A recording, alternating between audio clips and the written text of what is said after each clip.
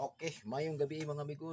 July 28, 2025. Mo na itong pahabol karon sa 9 p.m. draw. Okay. So, mag-recap natin sa mga resulta kagaya na 803, 2 p.m., 553, 5 p.m. So, sayang kayo. July 26, alas 9, kanang 803 target unta kaayo.